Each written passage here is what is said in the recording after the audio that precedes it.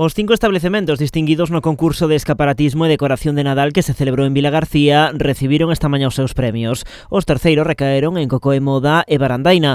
Os segundos foron para a Panadería Lourido e a Florería Terrae. O primeiro premio levou unha Vermutería Estocolmo. A sensación é moi gustosa, porque, bueno, recibir un primeiro premio dá moita satisfacción, ¿no? Pero, bueno, de todas formas, eu o que quero é dar a enhoraboa a todos os que participaron, porque, bueno, quere decir que aínda hai moito espírito navideño, que iso é importante, e por esa razón nos encanta a Navidade e decorar a Navidade, por eso, porque pensamos que nunca temos que deixar de ser meniños, non?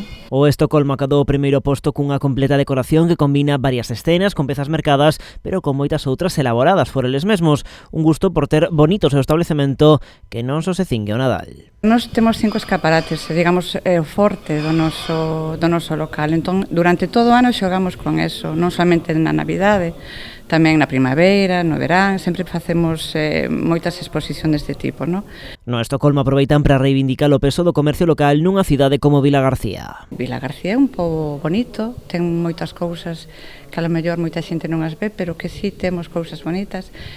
Poñer a cidade así bonita e que a xente veña, estar nun local tomándote un café ou ir a buscar a barra de pan e encontrarte que esa decoración navideña chámate, que eso é bonito. Na edición deste ano do concurso de Nadal participaron 24 establecementos, o dobre que o ano pasado.